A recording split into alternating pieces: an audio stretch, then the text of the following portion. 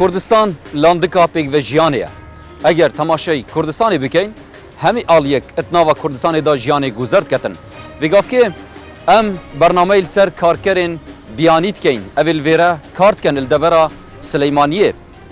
مدویا ام فوکس برنامه پیکوژیان بخینه سر جینو جیارا کارکرین بیانی الباجر سلیمانیه کا جیانا خو چوا گذرد کن.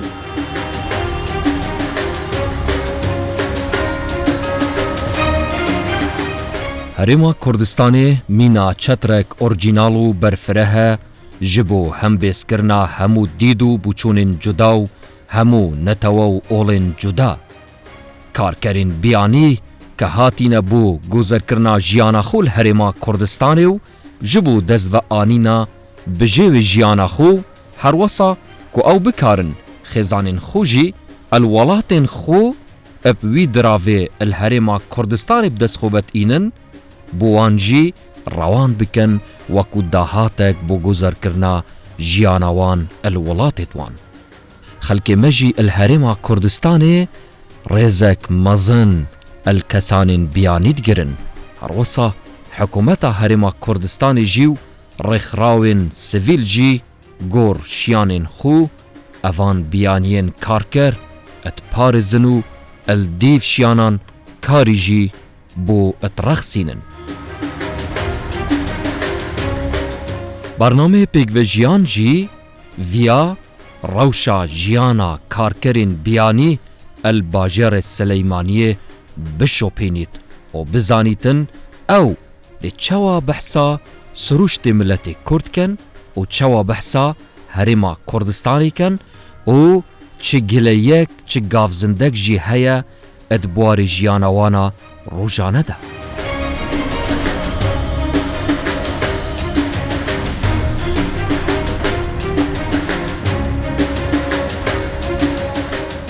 بالحقيقة كردستان قطعة لراستيدا كردستان تابلويكي زور نایابە لە بواری پێکەوە ژیان لە نێوان هەموو ئەو پێکهاتانەی کە لە هەرێمی کوردستان دەژین. من نایبینم هیچ کێشەیەک هەبێت لە نێوان ئاینە جیاوازەکان و نەتەوە جیاوازەکان لە هەرێمی کوردستان. ئەوەی من لێرە دەیبینم خەڵکێکی زۆر بەسوز و میهرەبانە لەگەڵ بێگانەکان. هەروەها من دەبینم دەسەڵات بوونی هەیە لێرە. لە ڕاستیدا ماوەیەکی زۆر نییە لە شاری سلێمانی دەژیم، بەڵام من دەیبینم هەموو پیداویستەکانی ژیانێکی ئاشتیانە پێکەوە ژیان لەم شارە بەرقەرارە. من سەرسامی ئەو خەندەیەمە کە لە سەردەم و چاوی خەڵکی ئێرە خەڵکی کوردستان هەیە. کاتێک دەبەوێت پرسیارێک بکەم یان شتێک لە خەڵکی کوردستان زۆر بە دڵێکی فراوان بە خەندەوە وەڵامم دەدەنەوە. جلی کوردی زۆر خۆشە بۆ لەبەرکردن. بەڵێ بەڵێ بەڕاشکاوی من دەڵێم شانازی بە جلی کوردیوە دەکەم چونکە جلی برا کوردەکانمانە. وأنا بصراحة يعني أعتز بها يعني لأن زي إخواننا الأكراد. سیتایا نیپالی سرسامبونا خو درد برید بو سروشتو جینگها هرما کردستان اشروع جواکی و کارکرنه الباجر سلیمانیه. تو کچک نیپالی ولا پارزگای سلیمانی دجی و جیان گذر اکی. ام جیانه لای جناب چونه کلا سلیمانی دجی. اما نیپالی کن بو سلیمانی باشه جور باشه بو اما خلقی نیپالی زور هیالیره بو ایش کن جور باشه اینجا ایش جوانا لیریا پارا باشه بو لیریا دانشون اینجا لای کمپانی دانشون لای لیریا هیتیر مالا دانشون آوانا هیا باشه جنابتان وکو نیپالیه که لکردستان دجین ایوه چون تماشای ملتی کرده کن کرد بدیدی ایوه چونه بو کرد باشه پیاوکن باشه هموی باشه اینجا بو اگر آروین بو ایش مالی باشه و مالی ایش زور باشه بو شپرک زور باشه لای کمپانی ایش زور باشه لای کافتریاس باشه. تو سردانی بازار اکی اچی بو بازار اچیم بس زور ناچیم او جارانه دا چی بو ناو بازار چون بازاری سلیمانی دبینی باشه هر باشه خلق جوره قربال جوره اینجا من حجم لیا جور نیه مچ سردانی هولیرت کردووە؟ نه بس سليمان بەتەمانی سردانی هەولێریش بکەی جارێک؟ هەولێر پایتەختە و خۆشە؟ من بس سليمان یادوانم لە سلەیمانی دەژی ئەتوو خەڵکی سلەیمانی چۆن دەبینی چۆن هاوکارن لەگەڵ ئێوە چ گرنگی بە ئێوە ئەدەن زۆر باشە ئەوە ئەنی نیپالە اینجا ئەگەر ئەڕۆین بۆ سیتێک بۆ پیکنیک ئەوانە زۆر باشە ئەنجا هەواکە باشە جار ئەوە ڕوودایە بڵین کێشەیەک دروست ببیتن بۆ بەڕێستان یعنی ڕوبەڕووی کێشەیەک ببن و کەسێکی کورد هاتبیت هاوکاری ئێوە کردبیتن بەس کورد زۆر باشە بۆ نیپالیس باشە بۆ نیپالی کورد باشە کورد نیپالی باشە بۆ هەمووی هێلکە زۆر باشە ئەف گەنجە مسلمانە و کوردە کارتکەت ئەتناف ئەvê پارکێدا دیدەوانیەک زۆر باش و جوان بۆ کارکەرین بیانیت دەت ئەتبێژیت هەڤاڵینیا ئەوان کارکەرین بیانی و معاملە و سەرەدەریاوان gelekî ya xweş e ev mirovên başin mirov dostin ed bêkêşene em jî wek xelkê Sileymaniyê rêzê el hemû kesekê digirîn tenanet eger ew kes biyanî bît ماوەی چەند ساڵە ئێمە لەم باخەتا ئیشەکەی لەم پارکە لەگەڵ ئەم برا نیپاڵیانە بەڵکو بە ئاوارەیەک لەگەڵ عەرەب و سووری و نیپاڵی هەموو جۆرە پێکەوژیانێکی تێدایە سلەیمانی بەڵکو ئێمە خەڵکی سلەیمانی ڕێزە هەموو بیر و بۆچوونێک و ڕای ئەم برایە ناگەین فەرق و فۆقیان لەگەڵا ناگەین ئەم نیپاڵی بێ و عەرەب بێ بەس تا بڵێ ئەم بیانیانە ڕێک و پێکن و بێکێشە و بێ موشکیلن لە ڕووی پێکەوژیان لەگەڵ هەموو کەسەکە ڕێز و احترامی خەڵکە گرن ئێمەش تا توانین ڕێزی زیاتر لەو برایە ناگرین لێرە ئیشەکەن بەڵکو هەتا بڵێ بێدەنگ و بێ مەبەسن هیچ کارێکی خراپەشیان نییە چەند ساڵە ئێمە ئیشەکەین لێرە ئەمانە بێسەرێشن تا بڵێ هاوڕێتیان زۆر خۆشە ئیترەوە نییە بڵێ فەرق و فۆق لەگەڵەکەن ئەچی بۆ لایەن زۆر ڕێستەگرن وەکو ئێمەش زیاتر ڕێزیان زۆر لێگرین وەکو هاوڕێتی زۆر هاوڕێتیان زۆر باشە ئیتر ئێمەش بە پێی توانێ خۆمان هاوکاریانەکەین و خاتریشیانەگرین لە شتەکان ئەف کچکەکە بیانیە و کارکەرە ئەلباژێرە سلەیمانیە ئەلبەردەرگەهێ پارکێ دانیشتبوون ئەدگەل هەڤاڵەخوو مەژی وەک تیمێ بەرنامێ پێکڤێژیان ڤیا بینینەت ئاخفتنێدا ئەد بیاوێ پێکڤێژیانێ و ڕێزگرتن ئەت ناوبەراوان و پێکاتێن ئەلباژێرە سلەیمانیە کوردستان ئێستا من 100 ساڵم یعنی وڵاتیانم زۆر باسە کوردستان باجارکردین ئەوەنە زۆر باسە ئەتر ماڵەوە زۆر باسە عیب نییە هەمووی پۆسابێ ماڵەوە برا و دایە هەمووی پۆسابێ زۆر باسە مانگی یەکجارێ ماچین دەرێ ئەتر زۆرنا هەرە چیتە دەرێ بەجارکردین جیلەبەرکە هەر ئەوەنەیە زۆر باسە ئەتر لێرە هاتووم کوردی نازانی بووم تقریبن عەرەبی ئەجانۆ بووم ئەتر پێشەوە کوێت بووم ئیشەکەم 2 ساڵە ئەتر ڕۆست بووم نێپال هاتوو بووم لێرە کوردستان ئەتر 3-4 مانگ نازانی بوو کوردی ئەتر ماڵەوە دایە و براکانی هەموو یەکساکەن کوردی ئەتر پێرە بووم کارزان تۆڵازێک باژێرێ هەڤلێرەیە هاتیە بۆ باژێرە سلەیمانیە ئەدبێژیت مە چ کێشەنینە ئەدگەل چ کەسان ئەگەر دینێوی یان نەتەوەیەوی یان مەزهەبێوی ئشمە جودا بیت ئەدبێژیت هەستا من زۆر خۆشە دەمات بینم ئەف بیانیەل کوردستانی کارتکەن و ئەمژیت کارین ڕێزیلوان بگرین ئەمە هیچ کێشەیەکمان نییە هی بیانی بێ خۆمان بێ میم ئەوەی ئێمە پێکەوە بە جوانی بژین و ژیان بکەین چ بێ لێرە کار بکات لێرە بێ ژیان بکە هەمووشمان هەر یەکین ئینشاءڵڵا زیاتر ئەوە گرینگە کە پێکەوە بژین ئەوە گرنگ نییە ئێمە بڵێن ئەو بێگانەیە نابێت لەناو ئێمەیە بژین هەستم زۆر خۆشە ئەنی کارکردن کارێکی ئیشێکی جوانە شێکی ناشرین نییە هیچ جیاوازێکی نییە چ ئەوان بێت چ ئێمە بێ بچین بۆ ئەوێ کار بکەین ئینسان گرینگە پێکەوە دڵخۆش بێ پشتی یەک بگرین خۆشبەخت بین پێکەوە ژیان بکەین و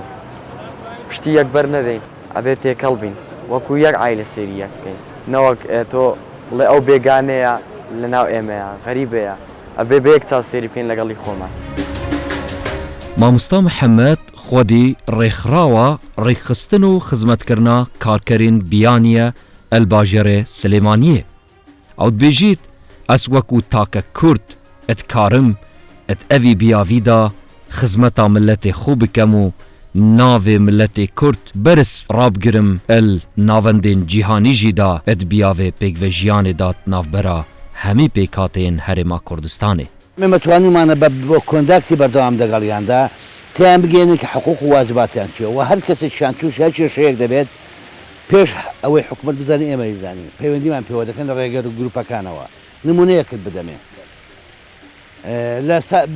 ساڵی 1920 کۆرۆنا هەبوو و کۆرۆناکە تەواوی جومگە و جەمسەرەکانی ئەم وڵاتی گرتبەوە شەوێکیان سعات 5 بەیانی تەلەفۆن بۆ من کراوە بەگریانەوە کە ئەڵێن بابە هەمە هەژارەوە کچێکمان مردووە لە خەستەخانەیە چی بکەین سعات 5 بەیانی من گروپەکەم خەبەر کردوەوە و چوین بۆ خەستەخانە بەدەنگیانەوە و بردومانە بۆ تۆپعەلی پاشان نردومانە ڕێکخە یاسایەکەمان تەواکردە بردومانە بۆ سەر خەبران و بە مەراسیمی تایبەت دیسان ئێمەش لەوێ دیسان دەستمان درێژ کرد بۆ ئەوەی کە پێکەوە ژیانی زیاتر نیشان بدەین مەسیحیەکانمان بان کردووە زەردەشتەکانمان بان کردووە هەچی ئەدیان هەیە لە وڵاتیا مەلایەکانمان بان کردووە نیپالەکان خۆیان کە بودی و مەسیحی و شوعیان تێدا بانکمان کردوون بە مەراسیمێک ئەسپەردەمان کردووە کە توانیمان لەسەر ئاستی دنیا ئاستی نێودەوڵەتیش ئێمە بتمانێت چوە بەدەست بێنی و ڕوویەکی گەشی ئەم وڵاتە نیشان دەین ئێمە وەکو کورد من لەوانەیە بتوانم ئەم کارە بکەم جەناب لەوانە بتوان نووسەر بێ چ کە لەوانە بتوانێت خوێنەر بێ کە لەوانە بتوان شاعر بێ حەقە هەر کەسێک چی پێ دەکرێت ئەوە بکات زۆر جوانە مامۆستاگیان کاتی ئێمە هەوڵی ئەوەماندا ئەوان قسە بوو ئێمە بکەن کە باسی ژیانی خۆیان بکەن لە هەرێمی کوردستان لە پارێزگای سلێمانی حەزیان لێ بوو قسە بکەن بەڵام بە حکمی ئەوەی کوردیەکەیان زۆر باش نەبوو وشەکە زۆر بوو نەدەتات بە کوردی قسە بکەن بۆیە یعنی حەزم کرد لە زاری جەنابت بزانم ئەوان چۆن تعبیر لە ژیانی خۆیان ئەکەن لە هەرێمی کوردستان تەمان ئەوان زۆر ئاسوودەن بەڵێ ئاسوودەن و هەشانە مشکل لەو کێشەی هەیە ناڕەحەتە کە هەندێک حاڵەت هەیە تۆ بتەوێیان نەتەوێ ئەم کەسەی کە دێت لەوێ پێی دەڵێن ئەدبین بۆ بەشتر و موچەت ئەوەندەیەوە بەڵام کە دەگاتە ئێرە مەسەرە موچەکەی کەمترە و لەوانەیە بۆبی ئێڕانات بێ و لەوانەیە غەریبی ماڵی بکوە هەرێکێک لە ئێمە پاشان کۆنداکتێکی ئەوەندە بەهێزمان هەیە ئەوەندەیان پێ خۆشە کوردستان بڕوا بکە کاتێکێکیشان دەگەڕێتەوە زۆر جار بانگی من دەکەن تا مەتاربیان گەێنمیان بۆ شەوی ئەو شەوەی کە بەیانەکەی دەڕاتەوە شەوکۆ دەبینەوە لە یەکێک لە ماڵەکاندا خۆحافیزی دەکەین بەگریانەوە خۆحافیز دەکەن و ئێستاش لەوێ کۆنداکتیان هەیە بەیانیان زوو تەلەفۆن دەکەنەوەوانە یعنی متەمەسکن بە هەڵسوکەوتی کوردەوە کە بەڕاستی بە شانازیەوە لەگەڵ هاوڕێکانم ئێمە توانیمانە ئەمە دروست بکەین باڵۆزەکانی وڵاتان هەر کێشەیەکرێکارێک کە دەبێت لێرە بە ئێمە ناگات باڵۆزەکەی ئاگادار بێ ڕۆزەکەی مباشرەتە بەنووسراوی ڕسمی مفاتحەی ئێمە دەکات کەواتە ئەمە بۆ کورد گرنگە بەڵێ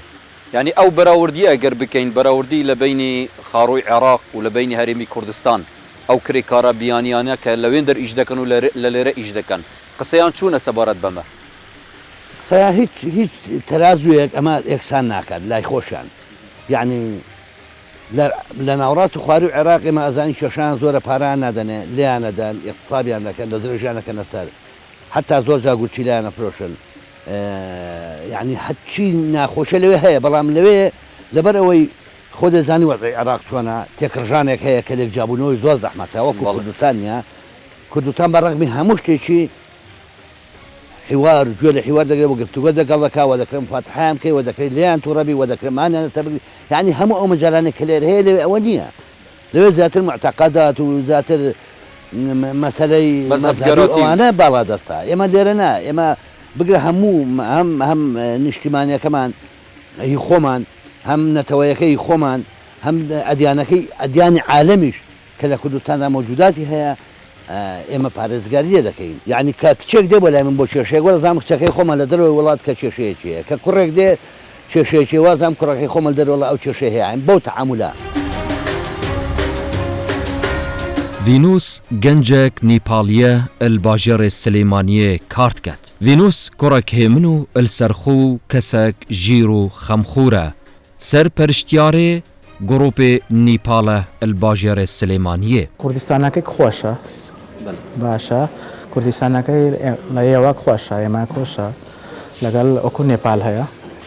لەگەڵ لێرە ئیشی باشە ئایڤینیە ماشەکەی باشە جەماتی نێپالیەکان لێرەی زۆرە خەڵکی نێپالەکەی زۆر هەیە دەمانویستەوە بزانین ڕێژەکەیان دیارە لێرە چەند خەڵک ئیشەکەت لە پارێزگای سلێمانی بەش بۆ حکوومەتی نێپالەکەی بۆ عێراق بۆ مەمنووە کریاکاریەکە بێن مەمنووە بۆ نازانین بۆ چەند کێس هەیە نییە ئەوە دیار نییە ئەخیر ئەوە ریپۆرت داتای هیچ دیان نییە باشە نازانم خەڵکە چەنە چییە بەس هەموو عێراق تقریبان وتی 2015 ئەوواکە وتی 20,000 تقریبا نێپالی 20,000ەکەی بۆ عێراقی شاکای کریاکاری چەند ساڵە جەنابتان هاتوونە کوردستان من بەڵێ 2015 هاتوو بن 2015 بەچی وە خەریکی لە کوردستان بۆ هاتوو بۆ نێپال پێستار بومیجال بوو باشە بومیجالەکەی بۆ هەمووی تەواو بوو هیچ نابوو ماڵ نابوو ئیش نابوو پارا نابوو هەر ناخۆش بوو بۆ دوای هاتوو بۆ ئێرە بۆ ئیش بەڵێ ئیش و کارتان باشە لە کوردستان هەر هاتوو بۆ لێرە زۆر ناخۆش بوو ئیش نابوو باشە ماگی ڕامەدان بوو بەڵێ لای کەمپەنیەکەی نییە ئێرە باشە بەسپیجە دەریەکەی بۆ کوراکەی ئیش نییە گوزەری ژیانتان لە هەرێمی کوردستان لە پارێزگای سلێمانی بە چ شێوازێکە خۆشە ئێوە مرتاحن خەڵک چوون تەماشا ئێوەکەتن نەخۆشە لەگەڵ کاک هەما هزار هەیە دەبلوسی دیۆری کرێکاری بیانیەکەی باشە لێرە هەر نێپالیەکە هەر مشکیلا بێ باشە ئەگەر نەفەرەکەی یەک نەفەر میردووە بوو خەستەخانەی بۆ کۆرۆنا بوو بۆ ناو فڕوا بوو باشە 100 سوات تێکۆن هاتووتی نەفەرەکە میردووە من ئەمە گروپی نێپالی هەیەرە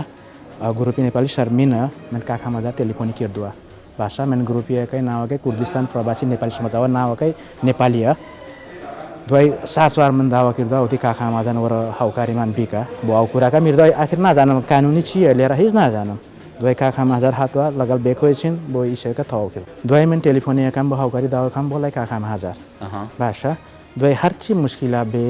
پێم خۆشە بۆ لای هاوکاریمان حکوومەتی کوردستان باشە ئەکرد نێپال ئیش هەیە بەس ماشەکەی تۆزای کەمە لەگەڵ کوردستان نییە کوردستان خەڵکی کوردستان ئیش ناکە بڕۆ ڕێی بۆ ئالمانی ئەکو نێپالیەکە نێپال ئیش ناکە بۆ هاتوویەوە باش ئەوەش جێگای پرسیارە زۆر جار ڕەنگە هەندێک خەڵک لێرە لە ناو خۆماندا ئەڵێن دەچینە دەرەوە چونکە لێرە ئیش نییە وەکو بەڕێستان کە لە نیپالیا هاتوون لێرە ئیش دەکەن لێرە ئیش دەکەن ئیشتان باشە ئەوە چۆن لێک دەدەیەوە ئەخیر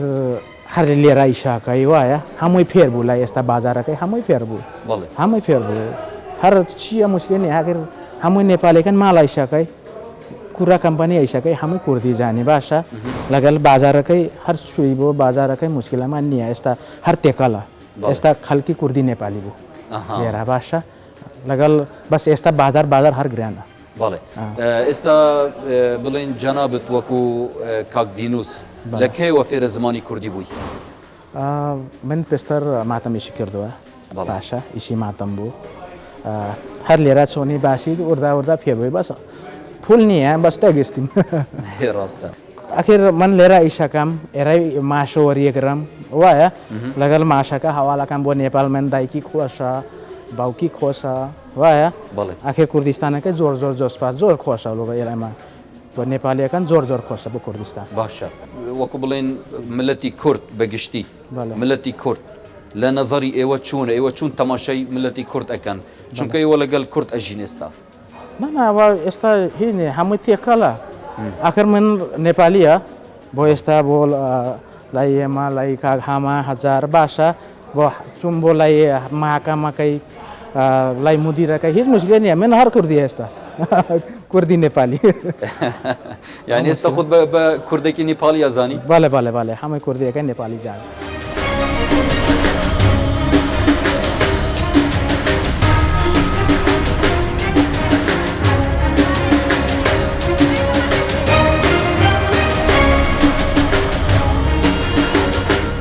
زۆر باسە ئێرە زۆر خۆشە هەمووی باسە ئێرە خواردن خۆشە هەمووی خۆشە ئافرەتە پیاوە هەمووی باسە جانی کوردستان ئێستا باسە زۆر هەمووی زۆر باسە ئێرە هیچ خراپ نییە هەمووی باسە زۆر جوانە ئێرە هەرچێک بێ جوانە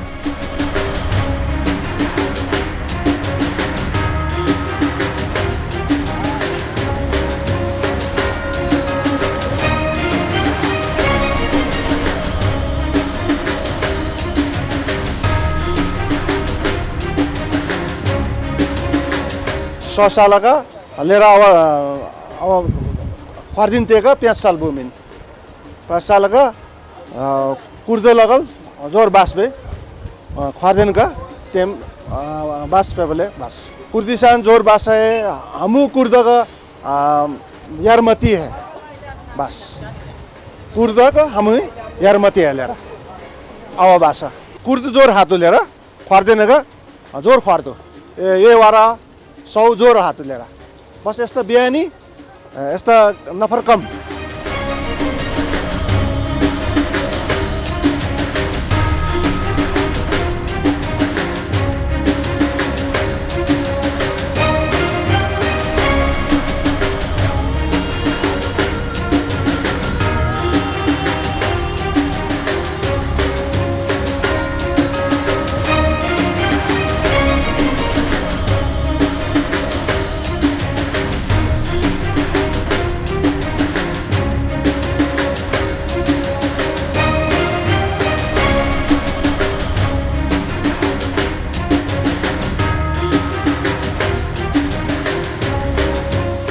دەستپێکا بەرنامەیمە ئاماژەداوی چەندێک و هەرێما کوردستانê landika pêkvejiyanê et navbera hemî çînên ciyawas et nava vê herêmê da. Ebro dema me foksa xwe wekû bername pêkvejiyan xistiye ser xuşk û birayên karkerên biyanî el herêma Kurdistanê û parêzgeha Silêmaniyê me